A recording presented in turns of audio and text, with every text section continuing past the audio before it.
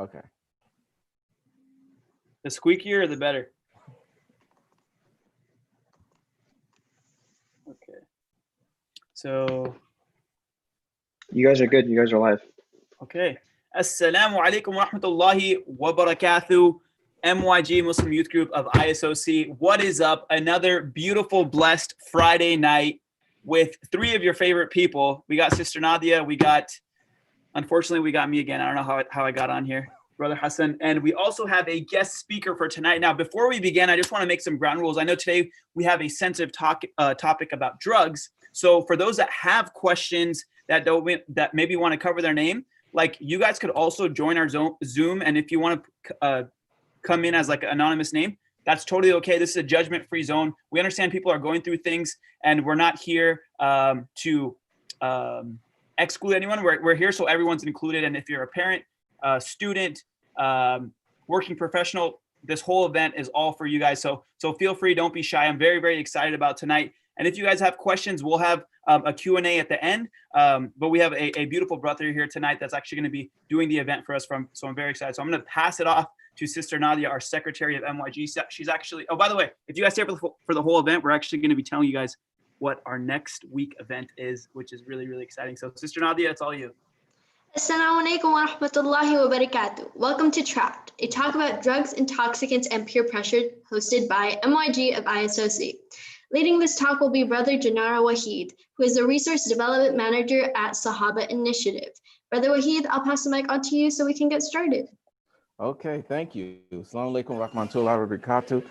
La ilaha illallah Muhammad Rasulullah sallallahu alayhi wa sallam. That is, I bear witness there's no God but Allah, and Muhammad is the slave servant of Allah. I greet you in the universal language of peace. Assalamu alaikum. And I hope everyone is doing well. To start it off, I really would like to just probably go into some terms. I like to use definitions because what happens a lot of time is when you talk about things, some people come up with their own understanding of what you're saying.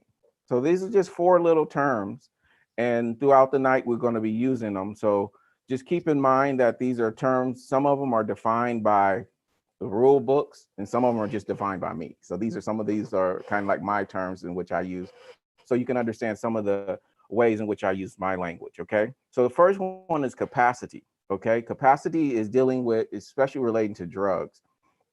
It means that from 100% brain function is your capacity. Anything below that is not capacity. So when we talk about drug and drug addiction, I'm gonna use the term capacity just to describe the ability of a person to function at 100%. Another thing is we're going to use the word drugs a lot. Now, when we talk about drugs, I use it indiscriminately, using as anything that takes you away from Allah. I used to have a different terminology for drugs, but I mean, once you start seeing gambling, video game addiction, you start coming to the reality that, you can become addicted to anything. Another word, which most people might disagree with, I use the word, people use the word lie or lying, someone who lies. The way I describe it is intentionally tries to deceive. Now, you're going to find this word being used a lot in drug and drug addiction because the person you're deceiving is usually yourself. And sometimes you're not aware that you're intentionally trying to deceive yourself to continue that behavior. The last word I'm going to bring up is enrichment. The reason I want to talk about enrichment real briefly is because I use it in the sense of when you think of something enriching you, I'll use the example of white bread, all right, like Wonder Bread. You'll look on the thing and it says going through the enrichment process. Now, what they do in their enrichment process, they take 100% of the nutrients away from this and they replace it with 10%. Now, this enrichment process, we think we're getting more, but actually it is taking away more. Okay, those are just 4 definitions, and we're going to do another thing, which is misunderstandings with drugs. Now, the reason I do this is just 5 points, very simple. These are just misconceptions, misunderstandings about drug and drug addiction. So number 1, I use this as number 1 because sometimes we believe that this don't affect us. So the number 1 misconception I believe is there's no side effects. So anything you put into your body, there's a side effect. You drink too much water, there's a side effect, whether it's just you going to the bathroom a lot. So there is a side effect. And if you, there's always a side effect. And you got to be able to take that into consideration, right? I got to go to the restroom. I'll be right back, sir. Yeah. So the other thing is, poor people are the ones that do drugs. This is another misconception. Sometimes we think that only poor people do drugs. Another one is I just do it once in a while. So some things people think addiction to drugs doesn't mean that you do it every 24 hours, every 5 hours or whatever. Drug addiction means it consumes you. So you're going to do it whether it's every 2 months, once a month, it consumes you and consumes your lifestyle. So saying that you only do it once in a while doesn't really mean anything. Another misconception is I did it and I don't think I look like a druggie, right? So someone did something once. It's kind of like Zina, for example. You committed it and nothing changed, right? So what changes within you is not out. It's not outside. No one can really see the signs that you did drugs one time. Your mom not going to look at you and say, "Ah, voila, caught you. You did it." There's no magical thing. Nothing really changes once you do it. Another one is the people I see don't look crazy. So the people who you know who are doing the drug, they might be the popular kids or the kids that looks very affluent or happy or seem to be very liked, and they do drugs and they don't look all crazy like the person on the streets begging for change. So you assume that they look like they're prestigious, so I can do it and it won't have any negative effects. So that's just so you get grounded in some misconceptions. The next thing I'm gonna do is give you some quick facts about drugs and drug addiction. All right.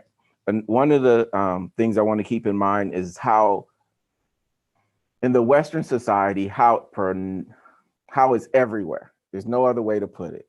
All right. The statistics use what we call substance, and it says over 19.7 million American adults between the ages of 12 and older deal with what we call a substance disorder. Almost 74% of adults suffer for a substance disorder. 74%. So the way to think about statistics sometimes is to think of if they say 74 or 70%, you can imagine maybe if you're being lenient, 10 people, and then you say 6 of them have this issue. So this is a way to visual kind of imagine those people with these issues. Mm.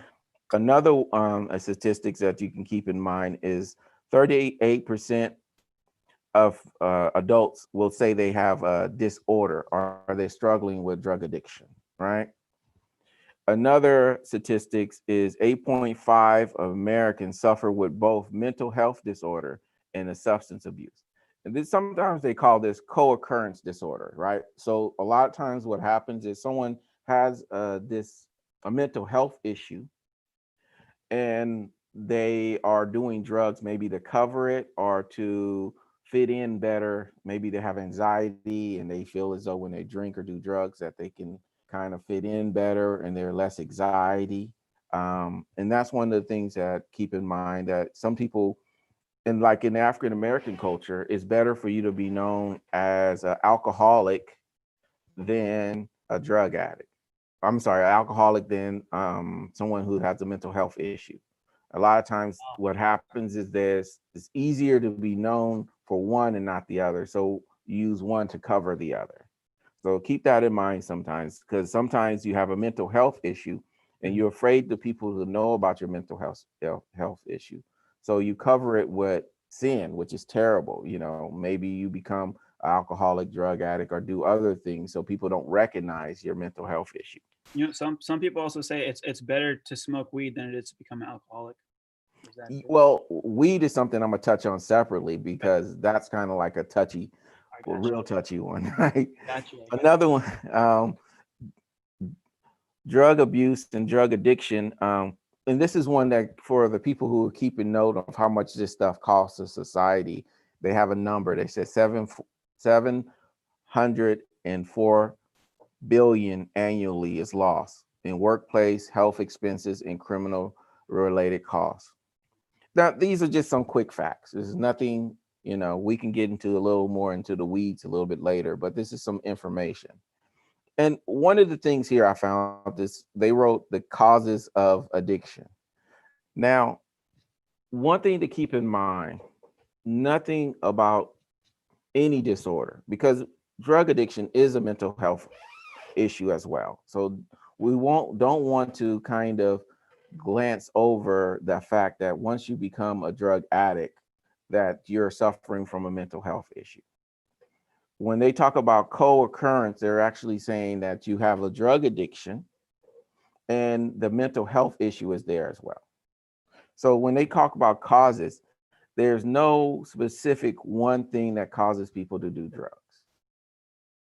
I don't want people to turn into, oh, I see this person doing this, and all of a sudden he's going to be a drug addict, right? There's no guaranteed way that a person just will magically going to become a drug addict.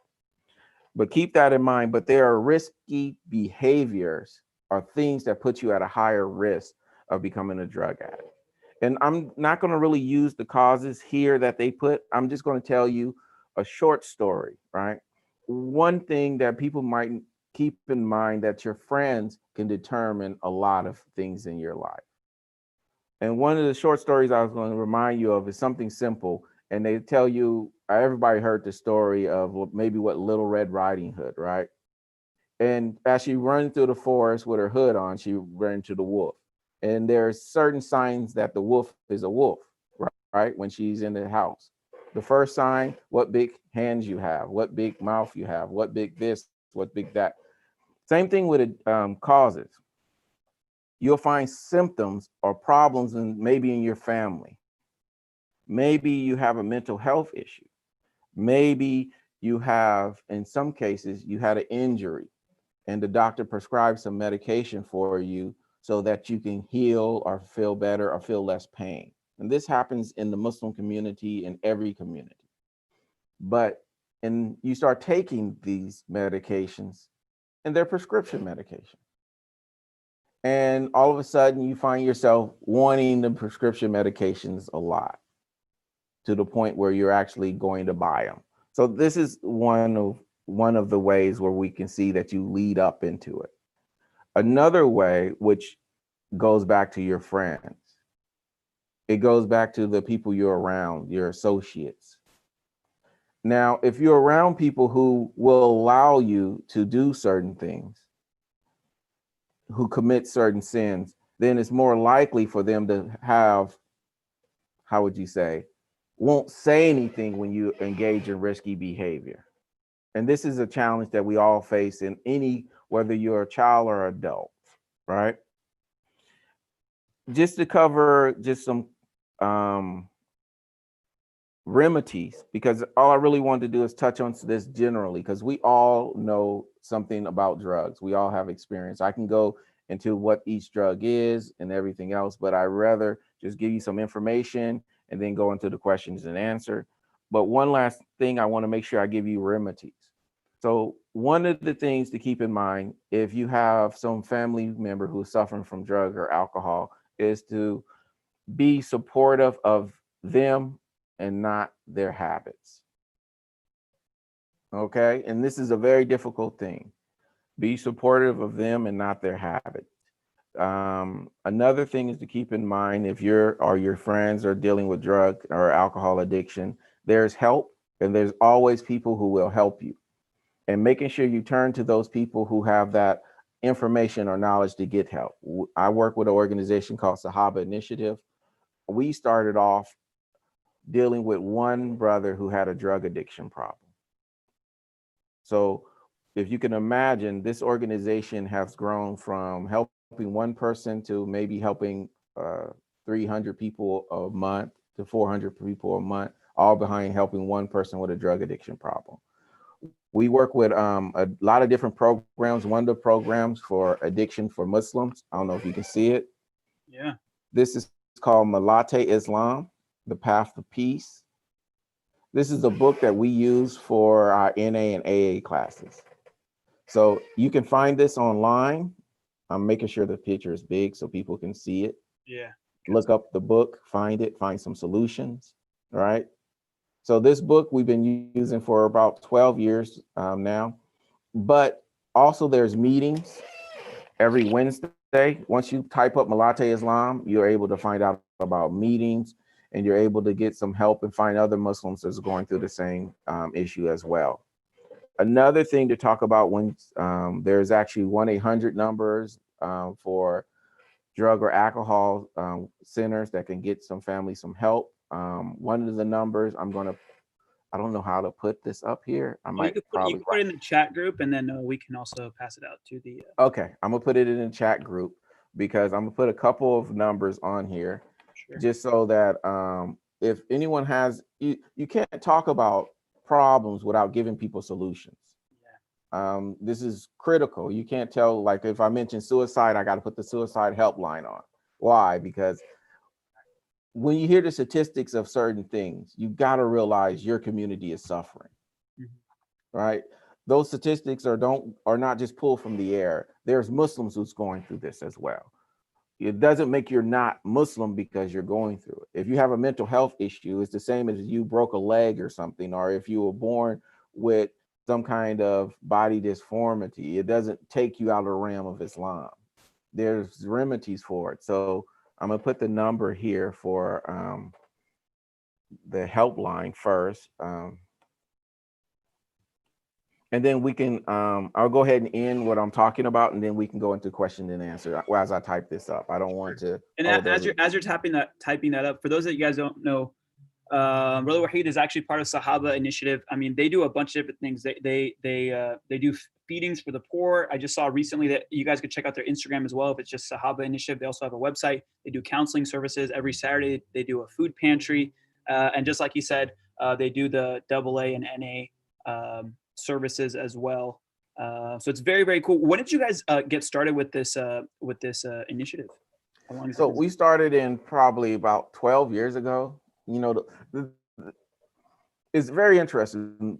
Keep in mind, right, that when one of our founders, right, one of the brothers along with me, he started when he was 16, 17. We started doing this. I actually had to get his dad permission to take him out with me, right? Wow. So you can imagine the brother now, he's old, right? Yeah. But your age isn't the issue, right? If you want to do good, don't let your age be an issue. Yeah. Get started right away and start doing good, because Allah, what they say, you do the work and Allah will multiply it for you, right? That's where the hasana come in. You do the work and Allah would take over from there. Any good works, Allah would multiply it for you, inshallah. I love it. And by the way, so we got one question. Someone said, what is AA and NA? So AA, it's like drug and alcohol recovery. NA is Narcotics Anonymous. Is that right? Yeah, Alcoholic Anonymous and Narcotic Anonymous. I'm sorry, I should have put that in the terms to know. I didn't know what NA, but I went on your website and you guys had it, so I just read it out there. Okay, I'm sorry. And you got to excuse me sometimes. I deal in this a lot, so some things I think is just general. So there's no stupid questions, believe me. No worries. By the way, there's a lot of questions that came in. So by the way, he's putting in the numbers right now. I'm going to read them off, and then we'll also post it after the event. So for drug and alcohol, it's 888-995-0640. And he's going to be putting some more resources as well. One thing I really enjoyed that you said in the beginning was like, it's not just like anything could be addiction. You said video games, right? Yes. I know a lot of addicted video gamers. I'm calling you guys out. I think we all know someone who has some of these problems, but even though we're making light of this, right? And that's one of the dangers of these problems, because while we're making light of it, someone losing family members behind them in their video games. Someone is fighting with their mom and dad and won't go to school, won't do their homework, won't respect their parents, their elders, don't make salat, won't, their life is just being ruined. They're gonna find out later as they get older how bad their circumstances are. But at the time of the addiction, as always, this delusion is overshadowing the reality, right? Like if you don't sleep for 3 days straight, your mind turns into a state of delusion, right? You can't focus, you're not at capacity level, right? Each day that you're not getting enough sleep, there's a capacity. And this is why drug addiction and even video game addiction, because what do? You stay up all night playing, right? The delusion starts to set in. The same thing with any of these other things. You occupy your time in those things that are not benefiting, right? So as long as you play video games, you don't get any benefit from it. I know a person said, well, I got dexterity in my fingers now. It's like, okay, I don't know what you're going to do with that. But you got dexterity in your fingers from playing video games. You know, it's like you got muscles in your hands now. It doesn't, you didn't produce anything. You're not making any income. You're not learning any of the deen. You're not learning any education, anything. I'm sorry, I just went on a rant, but go ahead. It's all good, alhamdulillah. So what earlier you had mentioned how drugs can sometimes be connected to friends and people you surround yourself with. So my question is, what are some ways to say no to drugs when being peer pressured into it, when being in an environment where they're like, come on, just have a little? Well, the biggest problem probably is that because it's so prevalent everywhere, that you saying the problem isn't really that you say yes or no to drugs. It's more likely that you're not comfortable in your own skin. There becomes issues where in this deen, it says we enter as strangers. This deen entered in as a stranger and it leaves as a stranger. We're afraid to be different for some reason. We will have to embrace our differences. Like the sisters who wear hijab, they understand I'm different. I'm something, I'm not like this. And whether they know it or not, people are envious of them. There's a moral issue that the people believe that you are stronger than they are because they don't feel as though they could handle the stress of being different. For the brothers who wear the thobes, the jalabiyas, and wear the beards and try to struggle in this deen, there is a strength in being different because the society forces some similarities on you. They said the United States is this big melting pot, but in reality it's a giant cookie cutter. It needs you to not be Muhammad, but you need to be Mo, because Mo better blues, right? Like there's more something trendier in someone named Paul and not someone named Samara, somebody named Ahmed. I mean, you can have the same many syllables, right? Samia turns into Sam. I'm like, come on. It's not that much of a difference, but it's you have to, and this is, unfortunately, this is the fault of us as Muslims, as older Muslims. This has become our fault. We didn't realize that there's no tangible value in this society for you being Muslim.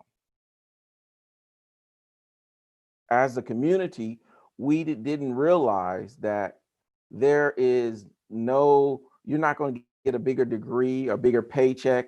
You're not going to be liked by more people. There's no tangible value for the youth to be Muslim, especially, let alone the adults. You're not going to get an extra badge, your super Muslim badge or anything. You get a pat on the back. And for those who are struggling in the deen, it's even more of a challenge, right? Because when you start making salat, the brother is going to say, you're supposed to be doing that anyway. Right? It's like, man, it took me a whole year to do salat and you feel up here talking about I should have did it anyway. So for the peer pressure becomes even more difficult because the sister who wears the tight dress, right? There's going to be someone who's going to come, oh, sis, you look so good now. You look so nice. And this is another sister who would tell her that. Right? I remember I was with a group of brothers and I wear the kameez, the shirts, the Indo-Pak shirts. And I went to like an event and I put on a suit and they said, oh, brother, you dress smart. I was like, a suit is smart. So I got accolades, I got praise for doing something the dress is not rather Islam or non-Islamic. I don't want to push that issue. Like I was doing something more Islamic by wearing a shirt Right. versus a dress shirt. But it does begin to seem like you're getting more accolades or more praise when you assimilate versus when you follow this deen, Yeah. right? So when the sister who's wear hijabs, I want to make sure they know they're loved and they're protected by Allah first, right? To the brothers who are struggling in the deen, you got to let them know that they're loved and they're appreciated. Celebrate their salat. Yeah. So when you're with your friends and the brother says time to make salat, you tell the brother, thank you. You're a good friend. You celebrate him or celebrate her. And this is where you can find a way not only to remedy the peer pressure, but to find people who are going to push you further in this deen. Mhm. Because, like I said, you have to make rewards because there's no tangible rewards. Because once they find there's rewards in this deen, I'm sorry, in this dunya, then you're fighting an uphill battle now. Yeah. The sister already got all like 104 likes for the tight outfit she had on when she posted that picture, right? When she had the nice hijab on, no one said nothing to her. The brother, when he was doing something so-called cool, he got all this accolades and likes, and no one said anything when he was making salat. Yeah. And when he mentioned it, they said, "You're supposed to do it." Yeah. So as far as peer pressure goes, it is it's difficult, but you have to find people who are practicing this deen. And I know we talk about this, Jews and Christians can't be friends of you, and I, that's a whole nother topic. But even if you have friends that are not Muslim, right? They're associates. You go to school with them. They're nice. They're manners, and they have some adab about them, right? Then they're better than the person pushing you to drink. These are the people you can do study groups with. You know, if you're around someone, it's the saying is like the who's the tallest midget, right?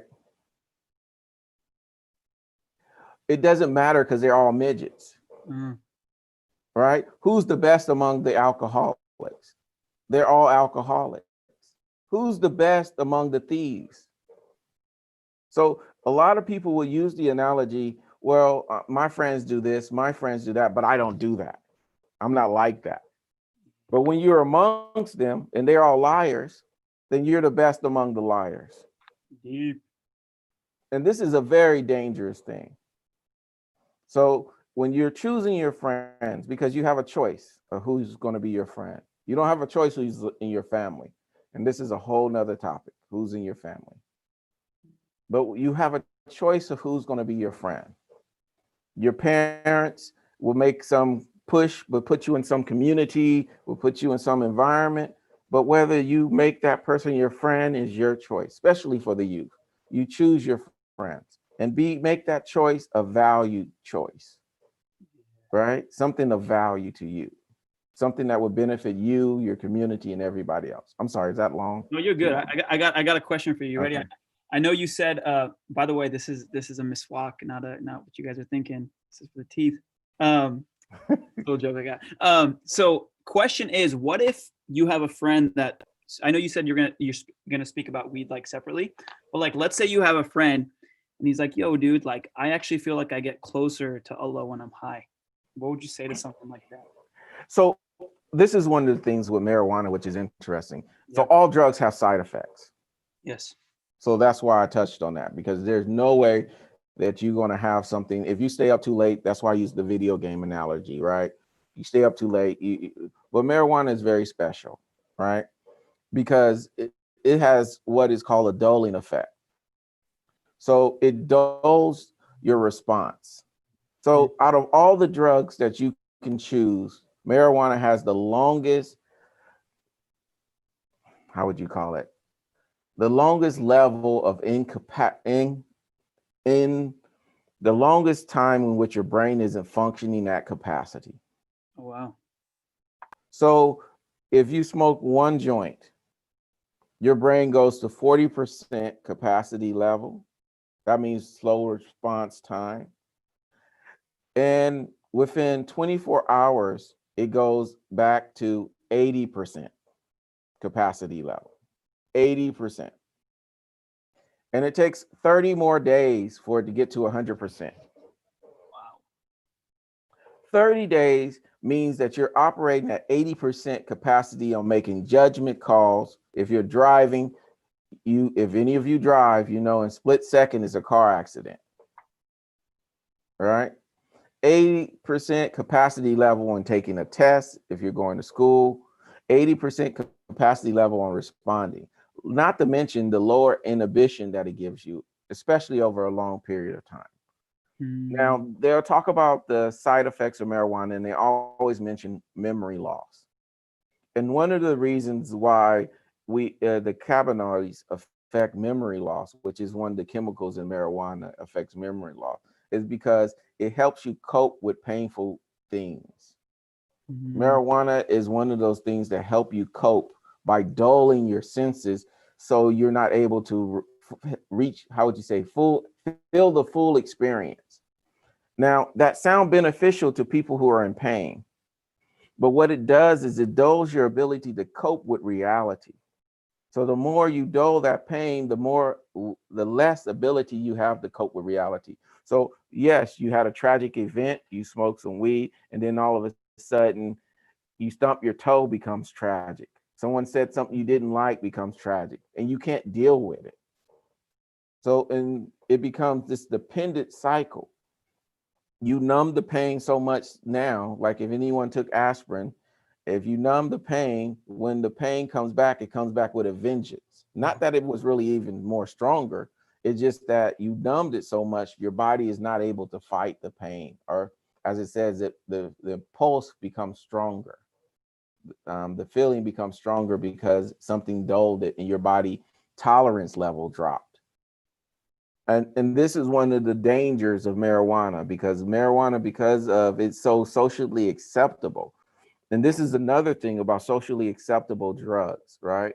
Like alcohol, marijuana, cigarettes, vaping, and all these other things. I mean, when you put it in perspective, one time didn't kill anybody. But the reason that we talk about drug addiction is because so much pressure is on people to fit in, to be normal, that one time turns into a lifetime. This is very dangerous. So even though marijuana has a lower, is a legal drug in most places now, the effect can be a lifelong effect that causes a lot of trauma and problems within your life. I'm sorry, you have more questions? Oh, we do. I think Sister, you want to do the next one? Actually, I was going to add on to the talk about marijuana. So oftentimes, as you said, since marijuana is a drug that dulls your senses and takes away from the pain, would you say if someone recommends this, you know, a therapist, a psychiatrist, someone like that recommends, hey, you should take marijuana to deal with your depression or anxiety, should we be all like, okay, for medical reasons it's okay, or should we be like, I think we should take a different route? Another thing is funny about marijuana, and I'm not going to talk about all the other things that you can find over the counter that can get you high, right? Whether it's marijuana or anything else, you can take and do whatever with and get you intoxicated. But the same thing with marijuana is there's a lot of other options as well. So if someone is prescribing it for you because you're allergic to other things, this should be like a substance of last resort, right? This is not something you enter in like haphazardly. Oh, I finally got the excuse to do weed, right? I've been waiting for this. I'm gonna smoke me a blunt now, right? No, that's not how it goes. And another thing about recreational use, because some people will talk about coping mechanisms, and this is the way they deal with their depression and anxiety, as we call self-medicating. Now, if you're not talking to a therapist, you're not talking to anyone about your depression, then you're not self-medicating, you're numbing. You're not medicating means you're trying to get help with your circumstances. If you're taking any drugs without supervision, You're not trying to get better. You need a third person. This is one of the main ideals of any kind of intoxicant. Your ability to recognize reality is slips away. So you might even think you're getting better because it's hallucinogenic. It gives you delusions, but you're not getting better. This is why you need another person to help supervise you in the use of that. So even though, yes, it is a legal substance in California, at least, yes, there are doctors that's prescribing elements of the marijuana plant to people. Doesn't mean that different elements doesn't mean abuse, right? So if you're putting the CBD oils on your body because you have a strained ankle, no, you're not doing marijuana. So I'm kind of separating a little bit. No, you're not doing marijuana.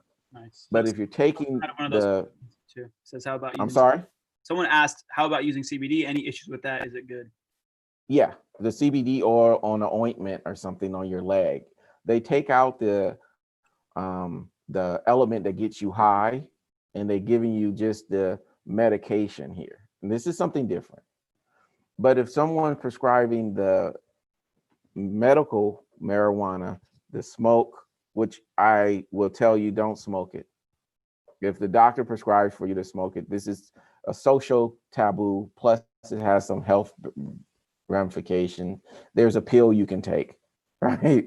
If this is a necessity. And this is what I don't want a person to feel guilty because a doctor told you to do it and this was your only choice and you did it and now you're feeling guilty. I don't want you to feel guilty. The same thing with most of medications. You get an injury and you're taking an opioid. I don't want you to feel guilty for taking the opioid because it's a medical necessity. But at the same time, you do have to recognize the difference between taking it and abuse. And this is why I use anything that takes you away from Allah. One of the stories I like to tell is the story of Suleiman. Suleiman had these horses. These Arabian horses was the fastest horses in the world. And he loved them. During the time of Salat, he was stroking his horses and he delayed his Salat. And later, one of the leaders in the community reminded him about his disobedience to Allah. And he was so regret filled for missing his Salat because he was stroking the horse that he gave up his horses. And Allah has told us that if you give up something for the sake of Allah, he gives you something in return. Now, if you can imagine, these are the fastest horses on earth. What could they have given Suleiman, which was faster than his horses? This was the fastest mode of transportation. We'll use that term. What Allah has given Suleiman or gave him was control of the winds. He was able to travel a journey of 3 months' time in the amount of time of the middle of the day. So maybe 6 to 8 hours for the travel of 3 to 4 months. He was able to travel in a matter of 4 to 6 hours. So anyone who's struggling with addiction, remember, you leave it for the sake of Allah. Allah will give you something in return and help you. And may Allah give us all shifa, our healing from our struggles. Any more questions? So to add on to, how you mentioned how do you fight drug addiction, as someone who does not do drugs but may encounter people in the future who do drugs, how do you encourage someone to fight against addiction? The main thing about being someone's supporter is, I think I was saying in the beginning, is support them and not the addiction. Supporting them means putting them in places or making sure you're meeting them in places that are productive, where they don't have control. You can't meet the person at the bar talking about stop drinking, right? I caught him at the bar and I'm going to go in there and approach him at a bar and tell him to stop drinking. No. You see him in the liquor store buying liquor, maybe that's not the time to talk to him about his alcoholism. You see him at the masjid making salat, then you got the opportunity not to berate him about his circumstances, but your opportunity to show him the love of the deen, right? Encourage him to make his salat. praise him for doing the praiseworthy act. And so that hopefully, Allah will provide a way for him out, and once again, don't out people that who are having struggles like this. This is a very sensitive topic. You talk to people with authority who won't out those people either, right? So if you know someone and he's struggling with addiction, you can approach him, but keep their secret. And if you need to talk to someone about it, because anybody suffering from drug addiction, they need more help than we can give them alone. Even as an organization dealing with drug and addiction and these things, we reach out to other organizations, other providers to get people help. This is a big thing. Once a person develop themselves into some kind of, how would you call it? Once a person is fully addicted in drugs, they whole life is surrounded by drugs.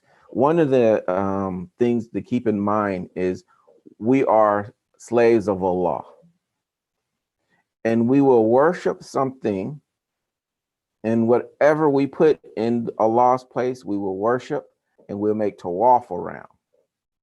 Now, when I say tawaf, I'm talking about the circumambulation that we make around the Kaaba, that type of tawaf. That means we will center our world around that drug or that addiction.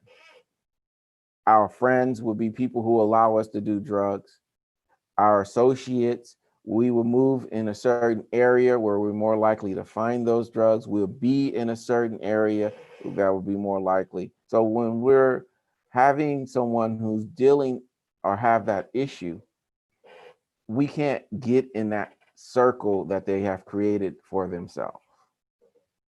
We have to be outside of that circle, outside of what they're doing, and offer them a way out. We have to provide a door for them for when they decide that they're going to leave the drugs alone, for them to have a way out. We can't push them through the door. We can't make them stop. We can't beat them into submission, right? We have to do it with love and compassion and just be there. Say, I will support you in something positive if you need help. I had clients who seen me as helping them and started asking for rides. No, I cannot give you a ride. Are you going for a job interview? No. Okay, then you got to find your own way. If there's something, oh, you need a ride to the masjid, alhamdulillah, I'm there in a minute. Let's go. Right? But if it's something that you can help them with, that is productive, that's moving them in the right direction, you help.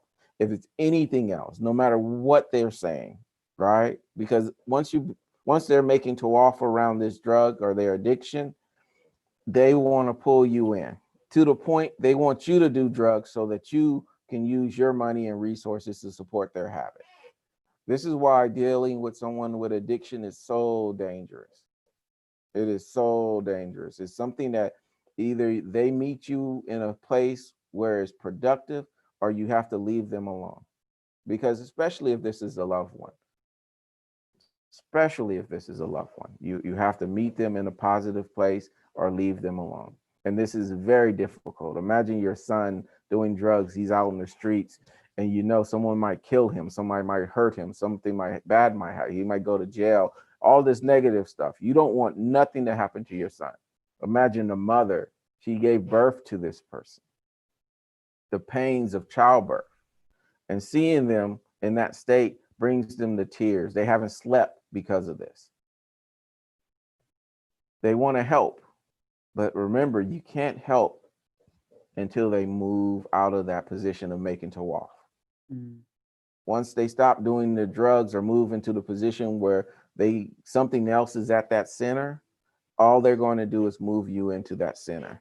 And it's a very hard thing. There's classes or places where you can go for getting help for your sons or daughter, because now once you've been in that struggle for so long, you need help because you're trying to pull them out, and all the while they're pulling you into their lifestyle. And it's a word we use called codependency. Codependency becomes a problem because they pull you don't do the drugs, but when they're happy, you can be happy. And the only way that druggie or person who's addicted to drugs can be happy is doing drugs. Imagine that. This is a very, very hard struggle for a lot of our communities. A lot of fathers, mothers, grandmothers. This is a huge problem. You know, we talk about loving our parents. I mean, if you want to see your mother cry, this is the way to do. You follow that path, and your mother's in tears, your father's in tears. This is a very difficult thing. I'm sorry, go ahead. No, you're good. I mean, if you could give a if you can give a message to someone that maybe that's struggling right now, or maybe they don't think they're struggling, but maybe they're like, you know what, man, like, yeah, I do some stuff that's not a big deal. Like, what message would you give to us kids? Maybe, you know, whether we're in high school and college, maybe we do this like recreationally with our friends. Like, what message would you give us? So the most, that's a very difficult thing. The most important thing to know is you're loved. You are loved. I can't express that the most. Anything that you're looking for in the streets, whether it's drugs or alcohol, you're loved by your family, you're loved by your community. Even if they don't show it, they do. You know, some of our cultures, we say negative things to people just because the wind blew, right? We don't tell them we love them, we care for them. And if you don't feel that love, you'll find it somewhere else. And I have to tell the people that they're loved. They are loved. The community wants you to be well. Come on back to us and we will support you with open arms. But don't talk to the uncle who already battered you. Don't go talking to him, right? Call someone and let them know that you need their help, and talk to them. And you don't even have to talk about your drug addiction. Talk to them about how your day is going. And because it's a gradual process. And if you think because you're doing a drug, and this is one of the dangerous things about drugs, it has a way of giving you your feeling of 100% capacity while it's enriching you. It's taking all of you away while it feels as if it's giving you something, and it's not. The more that you do drugs, the more friends you will lose. And the more friends that you gain, or the more friends that you gain that will take away from you. And this is the danger. You feel as though you're gaining something. You feel empowered. You feel smarter. You feel like this is helping you in some kind of way. But that feeling is part of the allure and illusion of the drug itself. So I would encourage you to remember that you're loved and that you're going down the wrong path to get love and compassion and to be wanted. That's not where you're going to find it. Those directions are taken away from you, because any of the narcotics, we can talk about heroin, opiates, and all these other traditional drugs, and we can talk about the capacity level and what it does to the physical body, what it does to the mental state. But what I find with most people who are doing drugs, they don't feel loved. They don't feel like they belong to the community. Maybe you don't feel comfortable wearing hijab, and someone said you're not really a Muslim. No, the deen is not that shallow. Allah has spread this deen out to hug and love everybody. You know, the Christians don't have the, what they call it, the whole construct of love. This deen has a lot of love. I know we don't show it all the time. I know that we are very judgy, as people would say. We're always condemning people and things like that. But this deen is designed for you to build loving relationships out of trust. One thing with drug and drug addiction, you go further in, you can't even trust yourself anymore. Remember about marijuana, the lower inhibitions? Another thing about marijuana is it lessens your ability to control yourself. So after some abuse of marijuana, it's harder for you to say no. No to the things that hurt you, no to the things that hurt other people. Because remember, it dulls your senses. With your senses dull, you're not even going to respond to a person in a time to show them or to tell them what needs to be shown or told, because you're dulled. You're how you sedate it. Like, do you want to go to work sedated? And this is what a lot of the drugs do. It sedates your ability to respond. So anyone who's suffering it with any addiction, just let them know that they're loved. Be there to support them. Call and see how they're doing, and let them know that there's some people who care for them and want them to be better. And if it's a person who's just recreationally doing it, I would tell them drug addiction or drugs is a form of suicide. Instead of killing yourself quickly, you're killing yourself slowly. You've taken in poison and intoxicants, and the more you think you're feeling cool or feeling whatever you think you're feeling, it's a delusion. It's the same as taking hallucinogenic, right? You think someone cares for you, but that's the state you're in, your mind state. It's not real. The person who's hanging with you because you're doing drugs with them are only hanging with you because you're doing drugs with them. You move the drugs out, they wouldn't call you. They won't be your friend. The same person that's addicted to any of other these habits, whether gambling, pornography, or anything else, if you're doing those things with these people, once you remove that, they're not going to be around you. They don't care for you for you. I remember this young girl once told me, she said, you know, everybody's getting married and things, but I'm afraid of getting married. And I was like, why? He said, because I want someone to be for me, not with me. And I was like, that was impactful to me. How many of us feel that everybody's around us, but nobody is for me? So the more that you're doing drugs, the more ability or less of ability someone can be for you, because you're for drugs, you're for this, you're for that, you're for video gaming, right? Even we have people who's addicted to sleeping. I mean, how crazy is that, right? Everybody loves a good nap. But once that takes you away from Allah, right, then there's a problem. I'm trying to make it a little bit lighter because I talked about some very heavy things. No, that's sometimes you need that heart work. You know what I'm saying? Yeah. Whew. I'm sorry. Is there any more questions? I think there's a few. Yeah, go ahead. Just one more, just to add on. You keep on. So since you've been around many people and you've helped many people, alhamdulillah.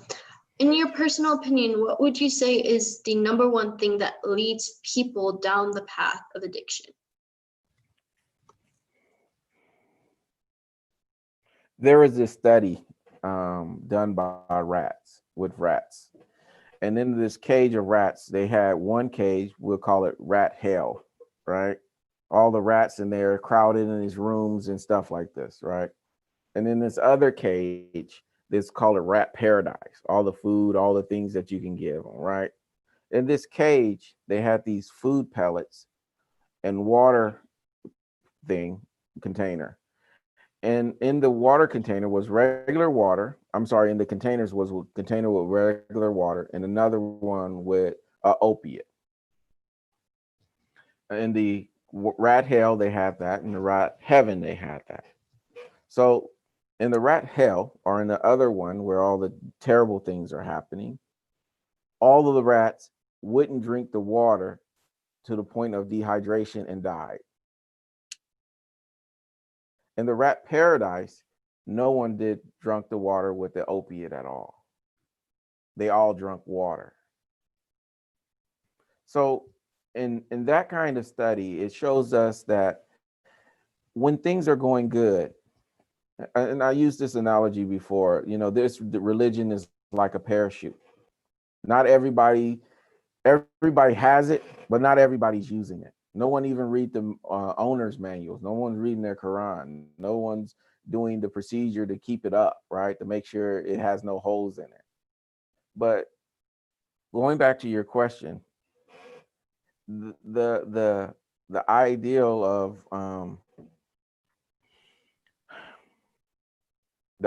of making sure that these people are cared for and loved, right, is important. But like in this scenario, the way to avoid this is actually to be there for the people so that they can get support. Reinforce them with deen, reinforce them with love, reinforce them with courage. You can't give them your courage, but encourage them to do good things.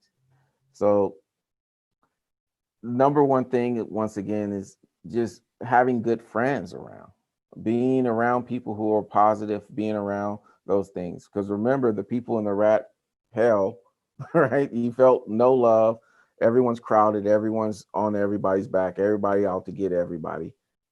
That creates an environment where someone's looking for an escape.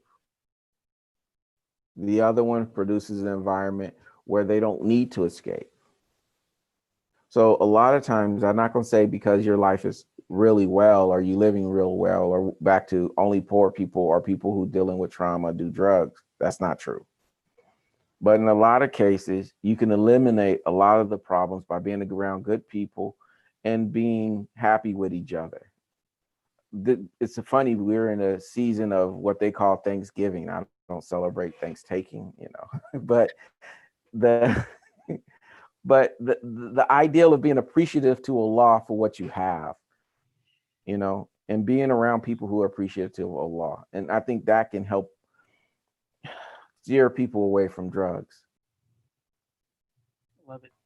I love it. Sister, do you have any other questions? We got a few minutes left. And Brother Waheed, I think this has been awesome so far. Would you like to add anything, Brother Hassan, if you had a couple questions? Yeah, Brother Waheed, if anyone wanted to reach out, maybe they had any more questions, like, if they're looking for a place to get help or, if they're trying to get connected, where could we send them? What could we do for them? So I'm gonna give you Sahaba Initiative. I'm gonna put that on posted on the webpage. So we do have some programs available, but like I said, we rely on partnerships as well. So I'm definitely gonna type up Sahaba Initiative. And I know I maybe drew a lot of we talked about a lot of different things, but it's really important. And I don't mean to sound so cliche, which is terrible, but we really need to show people a much more care and concern. Like if a person is dealing with a problem, listen to them carefully before you respond, and show a person with a little respect and dignity, and don't take it for granted that they're, as we think, okay, right? Like a lot of us would say, just stop. Why don't you just stop? Just listen carefully, find out more about their circumstances. If they say, I did drugs once. Oh, do you do it all the time? No, I did it once, but is it like a group of people you hang out with? It's like, yeah, there's these friends I have. I'm like, what else do they do? I mean, don't be afraid to dive in, because a lot of times if you catch someone at the beginning of this, you can pull them out. And I think that's very important, because a lot of times young people are just looking for friends, looking to belong, looking to be loved, their attention. They're looking for attention. They're looking to be a part of something greater than themselves. And I'm really sad a lot of the communities are not providing these outlets. And that being said, there's a question that got asked in regards to that. And he says, Brother Gernaro, have you seen drug problems in the Muslim community? Sometimes the Muslim community itself, they think that it doesn't affect us. They feel like it's not really relevant in our communities. What would you say?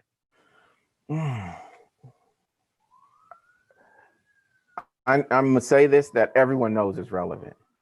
If you're saying it isn't, or you don't believe, or the simple remedy is just you need to pray and make salat and it's just magically gonna go away. That's not reality, unfortunate. There is so many people who are, subhanallah. I mean, I hear so many stories. I mean, just tragic stories. We don't want to wait until it's our son and daughter who is addicted to drugs to realize that this is a problem.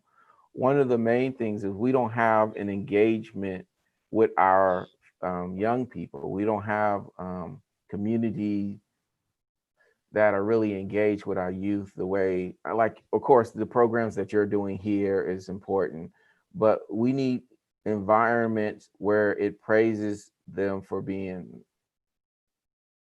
doing good, for following this deen. I mean, it's kind of like if the sister took off her hijab, you said, oh, sister, what's wrong? Why did you take off your hijab? But you didn't never say anything to the sister while she was wearing it. The brother, he's at the masjid and he said, I ain't going to the masjid no more. And you say, oh, what's wrong with you? Why are you not going to the masjid? But when you seen him at the masjid, he was invisible. SubhanAllah. I mean, this brother was going to Fajr and no one said nothing to him. And he was 12, 13, 14, right? So when we don't encourage the good, then the person will lean to the other side. And I know our community is, we say we're a young community in America, but that's not true. We've been here for a long enough time to know what this society offers us. And as we see, like today, the homosexuality is prevalent. I mean, you can't have a community and not talk about homosexuality, right? You can't have a community without talking about drug addiction. You can't have it, because if they go out into society, they'll find out there's nothing wrong with these things. Everybody drinks, everybody do drugs, everybody do these haram acts. So if you don't give them an alternative, I remember, and this, I know we're short on time, but I remember when I first learned about the deen, someone told me I don't know, this ayah called the bayateen, the sure reality. And in this ayah called the bayateen, or the sure reality, it says, I used to believe, and this shows how growth and development happens. I used to believe that the sure reality is Allah will show you the sure reality within yourself, right? And then when I sat with scholars and I sat with people with knowledge, you know what they explained to me is the bayateen, or the sure reality, was the Prophet ﷺ. He was the sure reality, but not just him. He provided an option for the people. So the person had to be able to choose the haram and the halal. So before he came in Medina, right? I'm sorry, before he came in, when he was first in Mecca, there was only jahal. Now imagine a young Muslim sister, young Muslim brother surrounded by jahal and don't see any other option. This is dangerous. So for us as a community, we have to provide an option. And then when he leaves and go to Medina, he established a state. We gave you the choice of jahal and this deen. So you're a young Muslim sister, young Muslim brother, where are your choices? You go to the masjid, the guy at the leaving the khutbah, you've seen him at the hookah hut, right? Him and his cronies are still doing the same thing you're doing. And you're like, what's the choice? Haram and haram, right? I'd rather do haram this way and have more friends and prestige. Mm-hmm. So we need to provide choices for our youth. Give them choices that they can understand, right? Even if it is video games, right? And I hate to say it like that, but we got to give them we got to put some sweetness in this deen. Yeah. So they can learn the shukra, or learn to appreciate Allah. And if we don't put the sweetness in the deen, the dunya makes everything sweet. And then in your akhirah, it's all bad. Dang. Like cavities. It might taste good Yes. a little bit. Then you're going to. But you're going to get lots and lots of cavities. Yeah, we're in trouble. But yeah, I really have to say, we have to put some sweetness in this deen. We have to make this a more approachable religion so that the people can really digest it, because it's not hard, whether you believe it or not. The deen is not hard, but it just, the people make it so rough on them. Yeah. We got to make it a lot sweeter. I appreciate it, Brother Waheed, because, you know, like just in our own community, like even some of our parents, we may not hear this message often, right? So like hearing it tonight, like, you know, maybe sometimes the words come off strong, but it's like, dude, we haven't heard this. And you know, sometimes we need these reminders. So we appreciate your time and helping us learn. This is awesome. Inshallah, Jazakallah khairan for your help as well, and all the work that you're doing. Because, like, I'm an old guy now. You know, when we first started Sahaba Initiative, I was old then, but now I'm older. We've been doing this for about 12 years. Like I said, one of the young persons that started was 17. So I want to encourage the youth that you can do whatever you put your mind to. This deen is vast. You know, we need institutions in this deen. We need you to be the leaders and grow and develop and become, you know, our leaders. You know, this is a new American deen type thing, right? We revised the deen, but we have revised the deen in a way that according to the Quran and Sunnah, right? We make these little nicks and change to help this deen grow in this America, but at the same time, there's some fundamental basic things we don't touch, right? We have these fundamental basic things that in this deen we don't touch. And it's hard to say it, but when I talk to people, they forgot the fundamentals, they're gone. They move all the pieces around. This deen, I wouldn't even recognize them in these people anymore. Wow. I'm sorry, I'm venting now. No, you're good. You're good. But inshallah, I know we're online, but I think inshallah next time we got to do a collab. We come in person. We do something when we are able to. Inshallah. Sister Nadia, I think you can close it out. I think everyone's been waiting to see what next week is about as well. Thank you, Brother Gernaro Waheed. This was a very informational talk. We all really enjoyed it. Inshallah, next week, we are not doing the normal. We are not doing the event on a Friday, but we are doing it on a Saturday morning. We will be doing a hike at Crystal Cove in Newport Beach at 9 a.m. 8 o'clock in the morning. So please join us. Nice. Jazakallah khair for everyone attending tonight. Brother Waheed, Jazakallah khair again. May Allah bless you. Wayakum, thank you. May Allah protect us, protect our communities, and protect everyone that joined us tonight. If you're struggling, we're here for you, inshallah. And we'll link you guys up with all the links that Brother Waheed provided us. And we'll see you guys soon, inshallah. Jazakallah khair. Assalamu alaikum. Assalamu alaikum. Thank you again.